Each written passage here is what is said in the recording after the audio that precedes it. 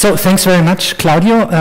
Thanks everybody for listening to my talk despite the busy pre-Christmas times and end of semester. I'd like to talk a little bit about a larger research project we are working on, which, yeah, as Claudio said, endeavors into different directions, leading to many new questions and interesting thinking processes. So I'm just throwing this all at you, and I'm happy to discuss anything you deem interesting afterwards. This is a picture, or pictures like this, you see every day in the news. We have I'm not sure if it's a growing set, but it's already a large set of global challenges that seem to have been occurring out of nowhere all of a sudden, all together. And most of us are quite overwhelmed by them. And we think one of the reasons why this is happening is that humans are really bad at foreseeing the consequences of their actions over longer periods of time. So wouldn't it be interesting if we could compress time?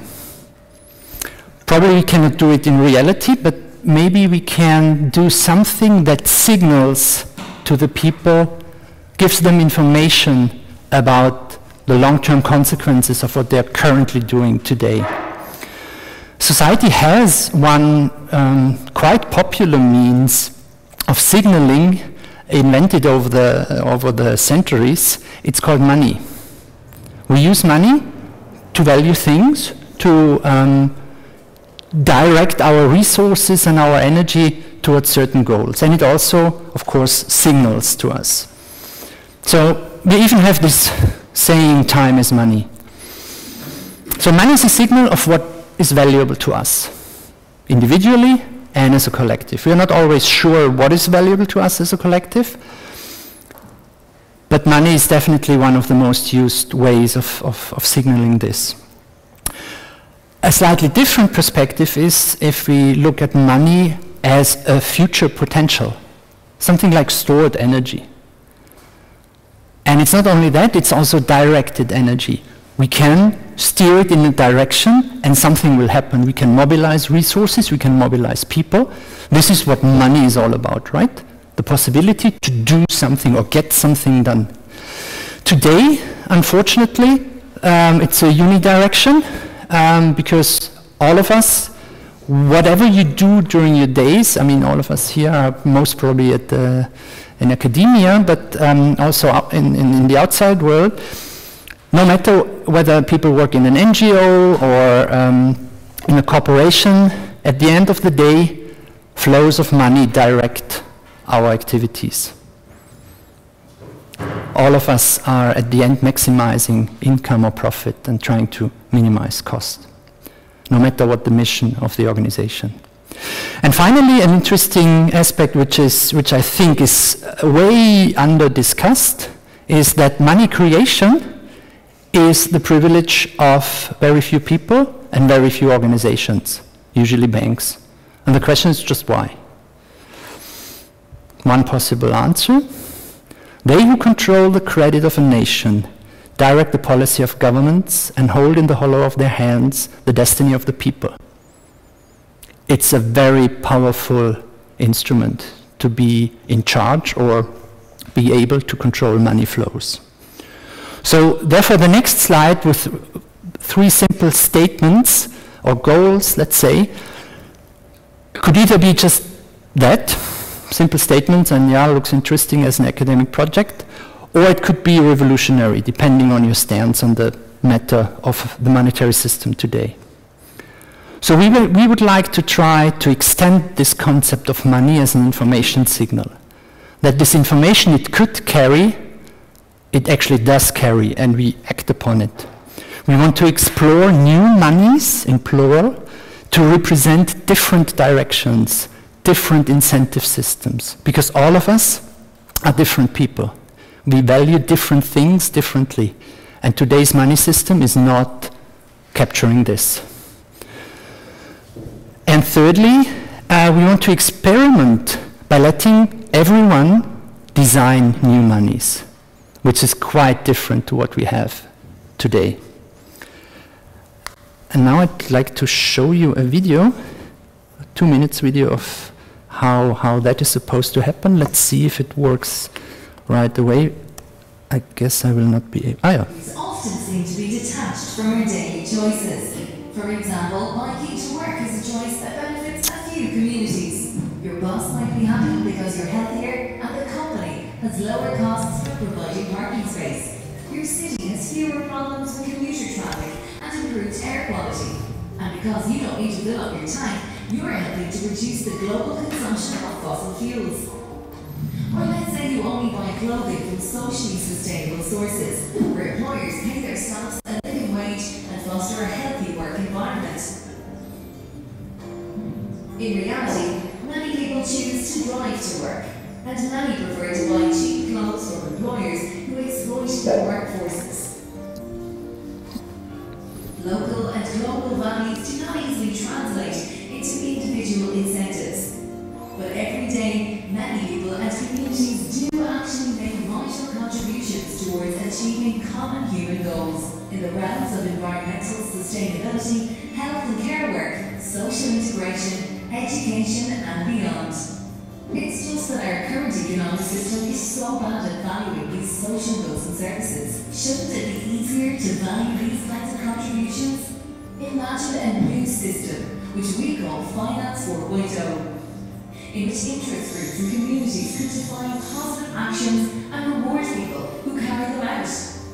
These rewards would take the form of a variety of digital currencies which would represent different shared values. Imagine if you could collect ecology coins and health coins for your morning bike rides, and sustainability coins for buying fair clothes. You could then use your coins to access rewards that the communities choose, such as a free bike service or discounts. In this way, we can build a decentralized system of incentives that empowers everyone to make everyday choices that benefit our world. Find out more in our other videos and visit us at www.FuturICT2.eu. So imagine if you could create currency, or let's be more modest, tokens that stand for something, that could be used as money or monetary, something similar to money. What would you create?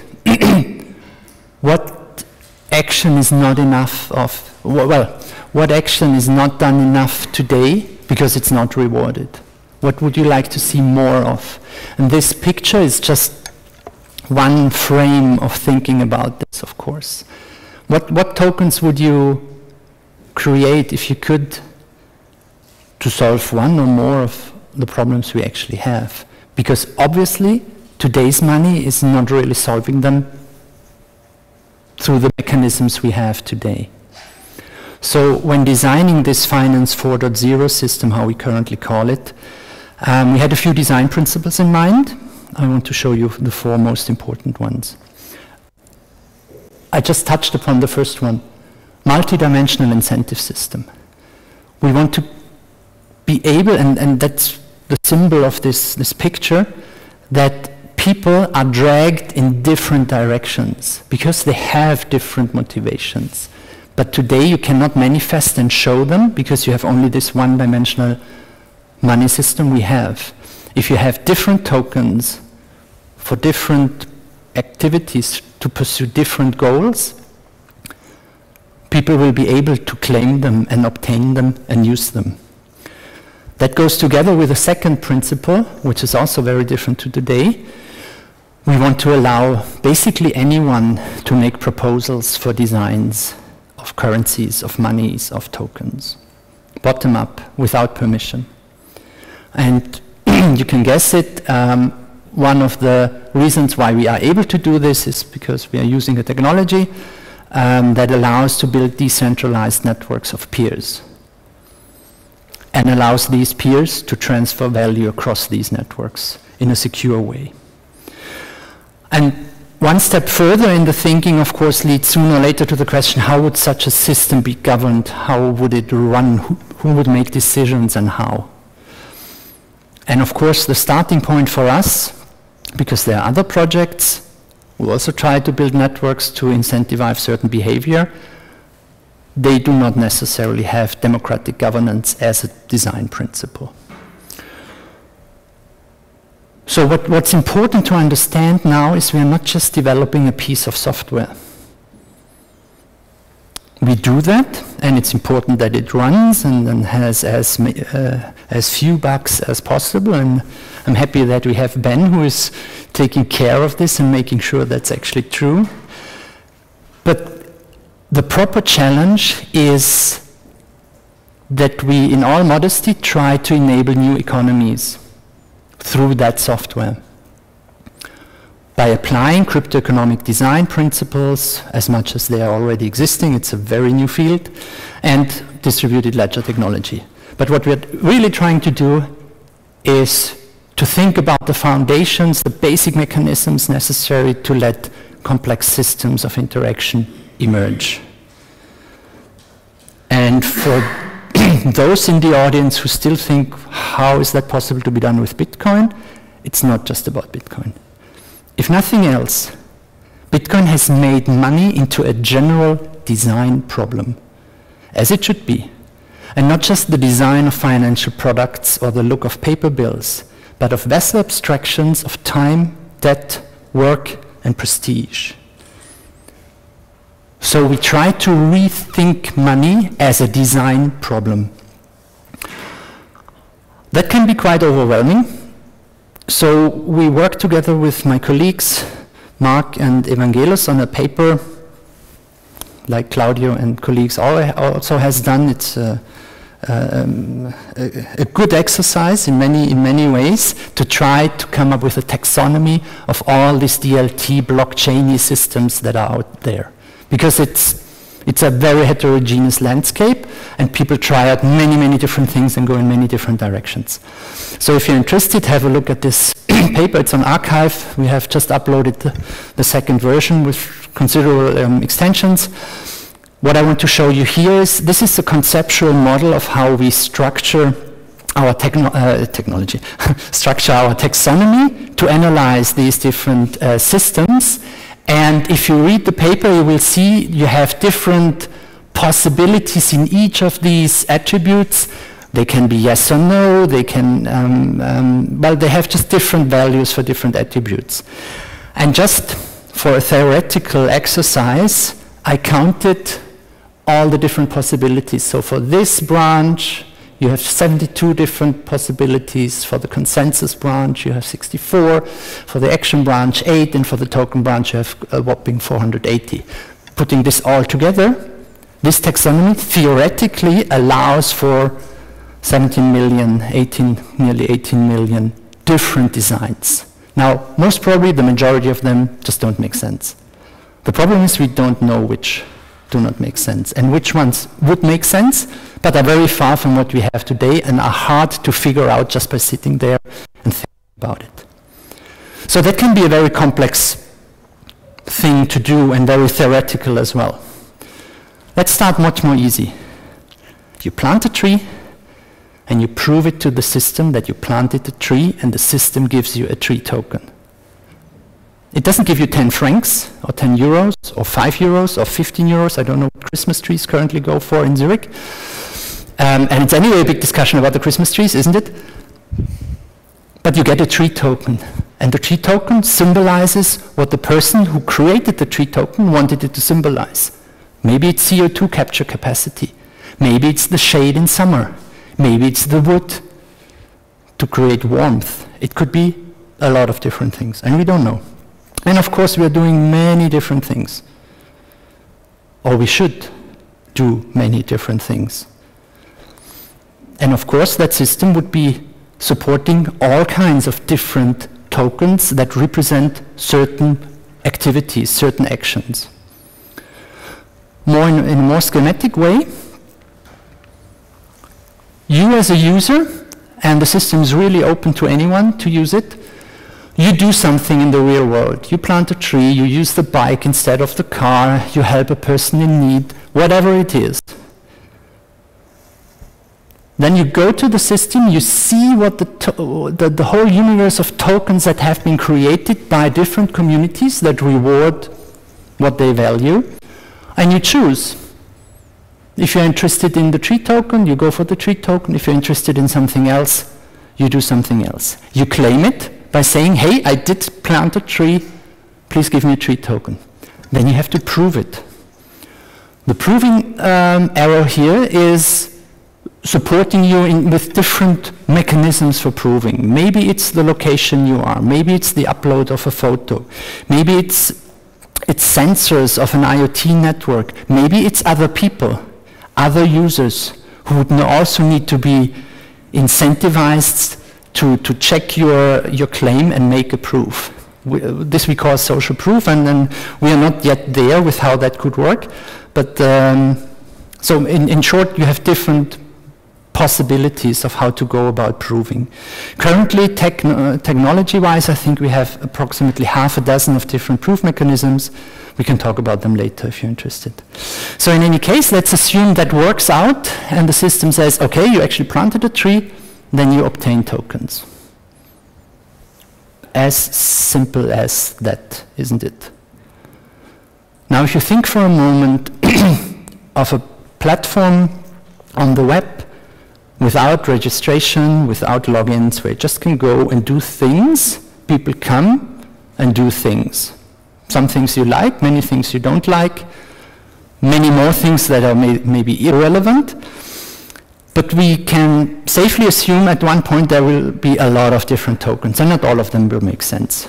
Some may actually be detrimental. But because it's a blockchain, we are not able to delete tokens. There is no administrator with root privileges, to use some jargon, who can kick out people, delete tokens he or she doesn't like, etc. It's all not possible.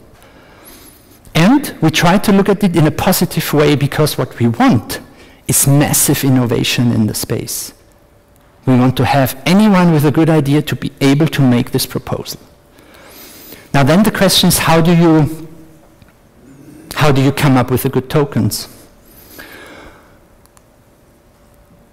So while the base layer is about all these what we call positive action tokens for all kinds of things, all of you would have different proposals, I guess, tonight. We have a second layer which is about the economy at large of the whole system and the governance of these multi-token economies.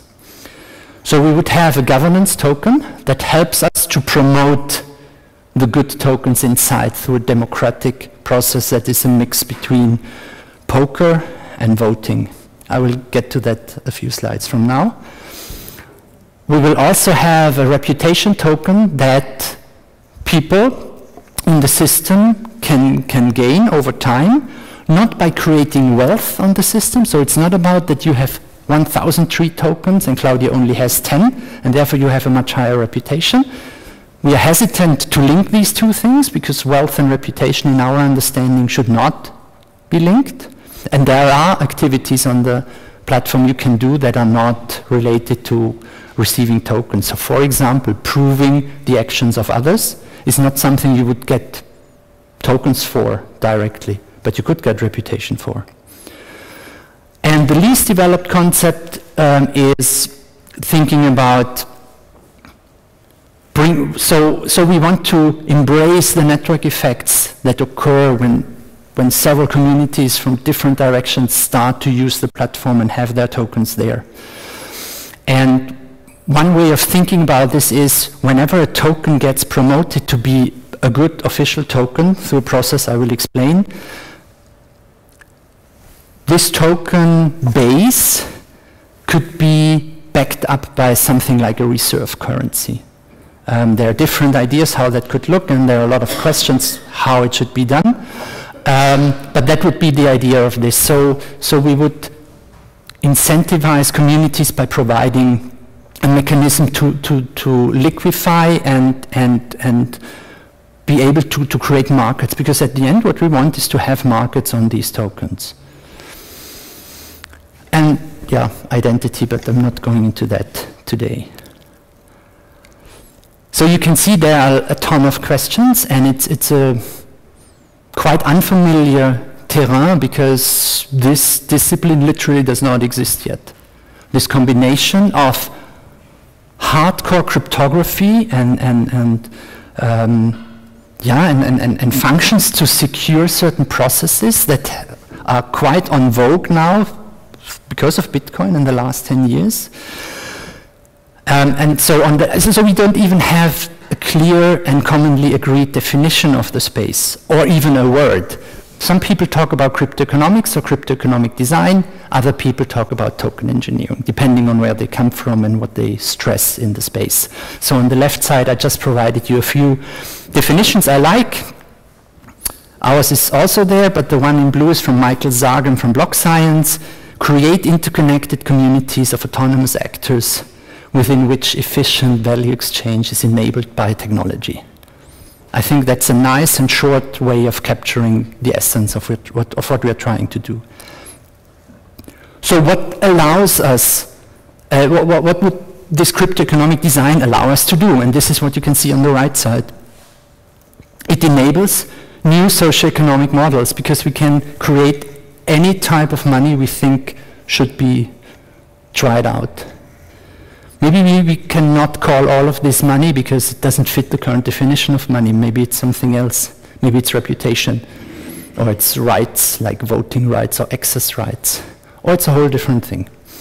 We can do in vitro experiments with concepts and ideas that are not very new, but which we couldn't try out so far because we lack the technological means to do so at large scale. So in governance, it's a few different concepts like holacracy or FuturICT. In economics, you can do prediction markets or curation markets. I'm sure you have heard about decentralized autonomous organizations. Aragon is a project that has not much to do with academia as far as I know, but they're moving ahead quite strongly in providing a completely on-chain governance system for all kinds of organizations. And there's even very exotic stuff like artificial life forms. Plantoid or also Terra Zero are examples where some call it life, depending on your definition of what life is, a thing that has a Bitcoin wallet and is able to pay you for services you give it to the thing autonomously is kind of alive. And this Plantoid is a project by Primavera de Filippi, an art project, but it's so the Plantoids are basically paying users for creating new Plantoids. So the important, I think, the crucial question in all of this is the power distribution that you build in by design, because you have to start somewhere, you have to give the thing rules. And that raises questions. So who decides about the cryptoeconomic design of such a platform in the first place? And who decides who is able to decide about it? Are participants on the platform there as volunteers, or has some higher power asked them to be there? That has a corollary question. Can you put sanctions or can you not put sanctions? Because if it's an opt-in system, you can go away with sanctions, right? People will not participate if they start with a CO2 account of minus 150 like in a bad game and they can never reach zero. They will not participate. So after some time, we realized that we are not addressing negative externalities because an opt-in system will not allow us to sanction people. And also, crucially, what are the processes of changing this design? Now, if we come up with a lot of different mechanisms and rules and how the tokens can work, and 2 years from now we realize we have to change some parameters or even basic functionality, how do we do that if already a few hundred or a few thousand people are on the platform? On-chain governance is the challenge here, and it is really a challenge because it's just still much easier, and we are much more used to have people discuss on forums, vote in some way, and then decide on code changes. Code gets changed and everybody follows. And a few other things more related to ethics. I'm just raising it here, but not go into details anymore. If you look at it more systematically, like Michael Sargem did, then you can structure such a system in 5 layers. On the left side, in gray color, you see the generic proposal by Michael. And we can already summarize it a bit. So the bottom 2 layers together are what we would call the blockchain. This DLT, this distributed ledger technology, offers us 2 things. Durable data, meaning trustworthy information about the state of the network and who has how many tokens. And also trusted computation. Smart contracts that, once deployed and active, make sure if certain conditions are met, certain tokens are transferred or created. And nobody can interfere anymore, like the central banks today interfere with the money creation process at large scale. This is what he calls enabling economy, because it's already an economy in itself. Bitcoin is an economy in itself. Ethereum, which is the largest smart contract platform today in operation, is also an economy. There is cryptocurrency moving in the system to make sure the whole network processes smart contracts that we deploy on the network. So in this enabling economy, enables an economy above it. First of all, by creating and enabling interaction patterns. Because if you don't put some rules or mechanisms, people could do anything and it wouldn't make sense, right? If they could just do anything, there would be no direction and purpose of the whole thing. So, but based on these interaction patterns, we hope that over time, the desired behavior of these agents emerges, that people actually go and plant trees to get tree tokens. They collect plastic at the oceans. They do whatever they think is important and needed in the sense of the mission of the whole platform. Because at the end, what we would like to have is that is the emergence of value flows according to what these communities really value. So on the right side, I put a few words that are more mapped to the Finance 4 system, but I'm not going through the details. Basically, here we want to have the 3 statements, goal statements I showed you in the beginning. And on these 2 levels, we have governance and the daily actions of people doing something and receiving a token, simplified. It's still getting more complicated, isn't it? But the thing to do when you don't know is not to bluff and not to freeze, but to learn. The way to learn is by experiment, or as Buckminster Fuller put it, by trial and error, error, error. And that's what we try. We haven't been very fast yet, but we try to pick up speed next year. And I would like to show you in the last few slides how that is planned to happen. So we have 3 streams of activities, basically. We have the software demonstrator, a decentralized app. It's a pure coincidence that my surname is the same. Simulations, because you cannot just sit there and think, oh yeah, let's allow them to do this and that, and this nice economy will emerge. You don't know. And the third one is to try it in real life. Small scale first, and hopefully larger over time. And let me show you 1 or 2 slides for each of these. So this is actually a screenshot or a collection of screenshots from the current system. This is what you can do today. And if you like to do it, and if you're prepared for the Web 3.0, you can go to demo.fin4.net. You need to have MetaMask installed. If not, we can talk about it later, what it takes. It's not so difficult. But you need a digital wallet, and MetaMask is just that, a digital wallet that allows you to store tokens and to connect to the network. And here you can then create tokens. You can give it different properties, which is takes an evening alone to discuss what the properties are and why. You say what actions people should do. You say how new tokens are actually created. And you say something about how people should prove the actions they did. Earlier I told you that because all of us could create tokens, you will have a lot of them, and you cannot delete them.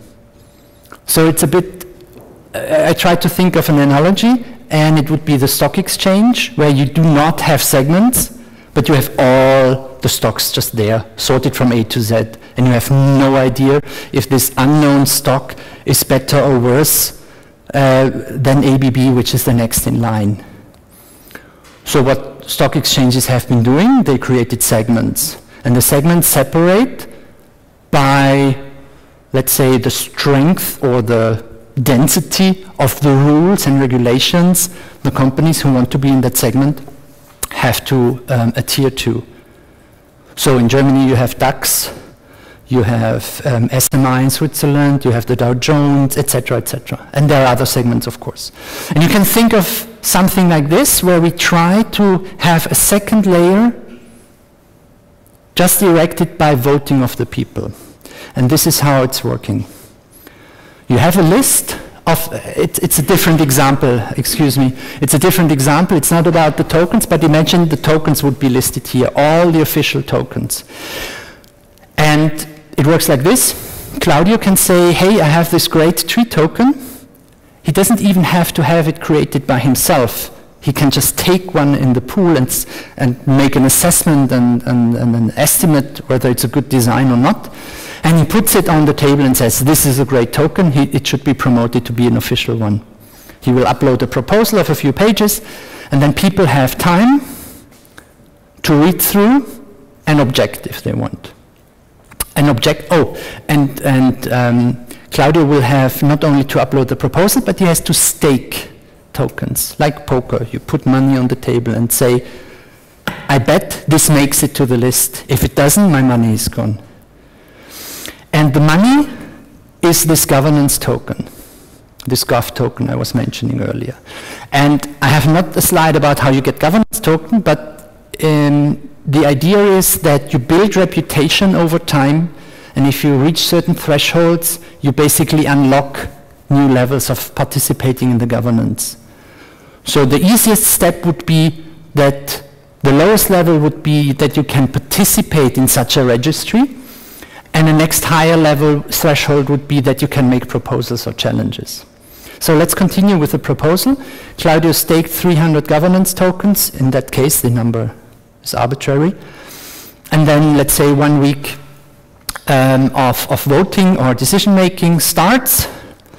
And if nobody objects and challenges the proposal, by default it can be in or out. We decided to have it out. But it's already a design decision if the default is in or out. Let's assume, because it's a more interesting case, that it's challenged and somebody else also puts 300 and says it's not good enough. Then it comes to a vote, and everybody in the system who is owner of at least one governance token can participate in the voting. It's a staged system because we do not want that a club of 100 people joins today, proposes a token today, and votes it through the thing. And that would be possible if you don't have to build reputation over time, which is linked to governance later on. In any case, there's a vote, and the winners win, and the losers lose their stake. And the losing party gives all their tokens to the winning party. So the proposer/challenger gets 1/3 of it, and 2/3 are distributed among the voters. So there are incentives to participate in the voting, there are incentives to challenge and to propose. This thing is called TCR and is one of the cryptoeconomic primitives, you can call it, that have been developed over the last, I have to say, 18 months to 24 months, it's not even years. And of course you can tweak a lot of these parameters and think about what's better, what's not, and there are different token curated registries in the wild. We have one particular implementation, but yeah. That's about the software. The simulation, we also thought how to approach this. And we soon came to the understanding a stage approach makes sense as well. So you start with a very simple system that says people can join anonymously and they can basically just create tokens. And one of the basic solutions we have is by using a blockchain. I mean, you could do the whole thing without the blockchain, but it would be a very different system. And you would need administrators that have more rights to actually organize the thing. So then you can say, okay, flooding of the system by new tokens is a problem, or users cheating is a problem. So we invent proof mechanisms. We say you have to prove that you planted the tree. And of course, it's a whole question in its own. How do you get real data, correct data, into the blockchain system? Spamming, I already mentioned or just explained the TCR idea to get a list of trustworthy official positive action tokens. Sorry for the abbreviations. And then we come to reputation, and of course, and the list it doesn't end here. It's just, as you can see here, it's work in progress. So, and over the last weeks, we started with very simple simulations by having one user joining and creating a token, the next user joining and creating a token, and then just randomly see what's happening. That gave us much more understanding about dynamics, but we then realized that it's not enough to treat all the users as this one group of, not things, of course, this one group of dots. So currently, and this is very much in progress, I cannot show you much more than this, we're thinking about, so how does that happen? How does this space evolve? There is a group of people who wants to create tokens because they want to make the world a better place, because they want to gain reputation by creating good tokens.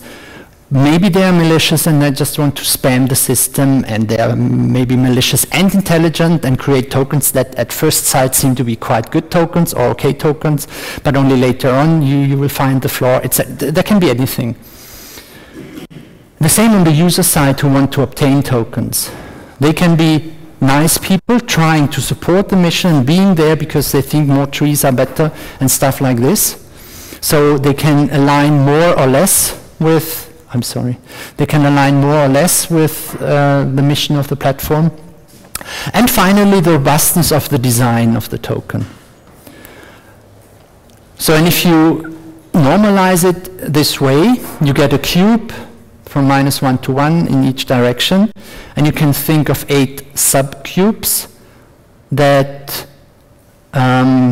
try to be creative and come up with names that characterize this subcube. So one, which is an easy one to explain, is the one in the front upper right corner, which we call ideal, which is basically high on all 3 accounts, high X, high Y, and high Z. And it says, noble, well-intended creators design robust tokens to be claimed by honest users. This is the ideal state, but it's only one of 8 possible generic states. And now the interesting question is, how do we go on from here? We will try to think of examples for each of the subcubes, and basically let it just run and see what's happening. Whether you have clustering in certain areas or not. The opinions vary on that matter.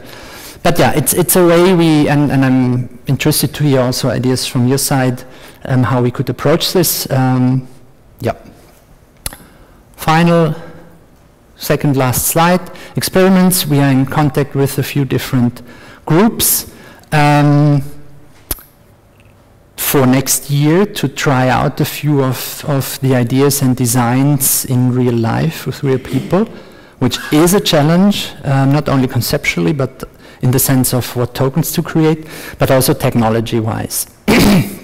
I don't know, maybe quick show of hands, who of you has experience with using, I'm not asking you whether you have Bitcoin, the question is, have you experience using cryptocurrencies? Has anyone installed something like this MetaMask? Or who of you has a digital wallet? In the sense of I'm not talking about Apple Pay and stuff like that, but with cryptocurrencies. Half of the people, okay, good.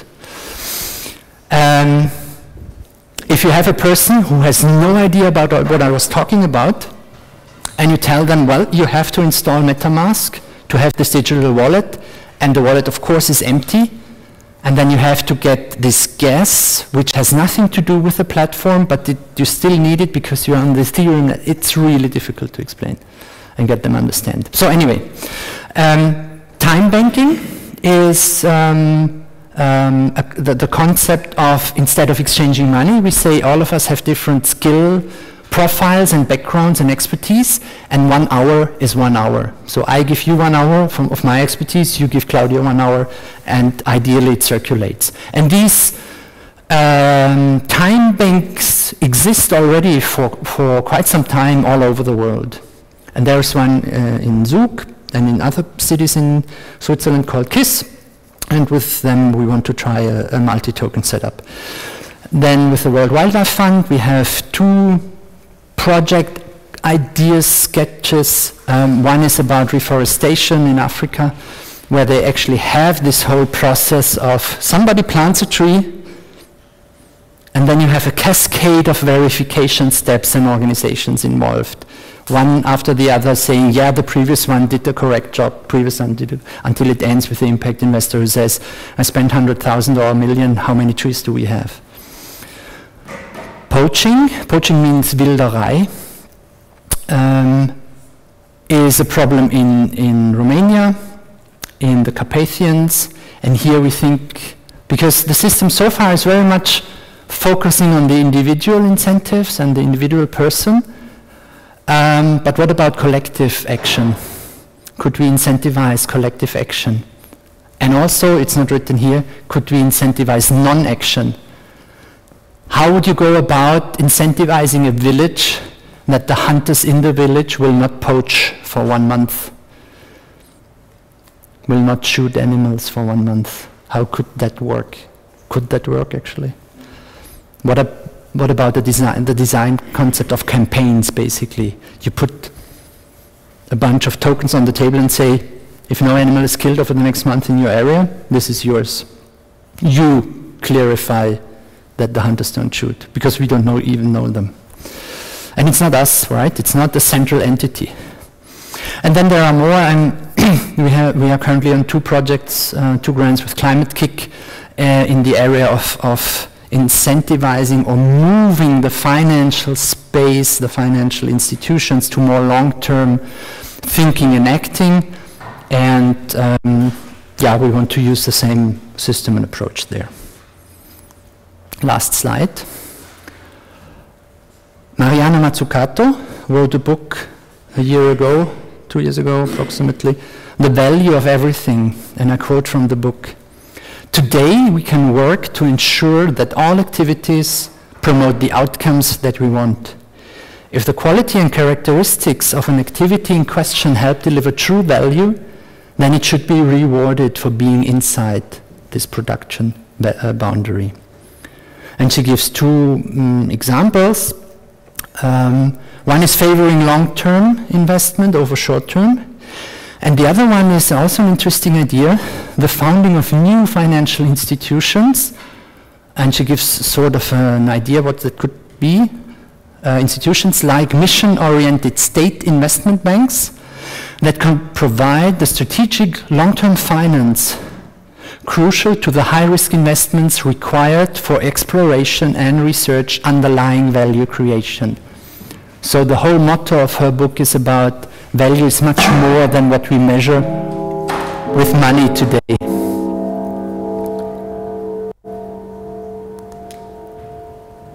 And I think we have an additional proposal to make by saying, well, if we have a decentralized, participatory, multidimensional, democratically governed incentive system realized realized on the principles I showed you and implemented with the technologies I showed you, we can also provide such a financial institution. It's just a different one to what Mariana Mazzucato had in mind, namely a peer-to-peer network of equals that can perform the same function, ideally, to give strategic and long-term finance and to de-risk the investment, because it would be spread out, and to enable distributed and parallel exploration and research of value creation. Thanks very much.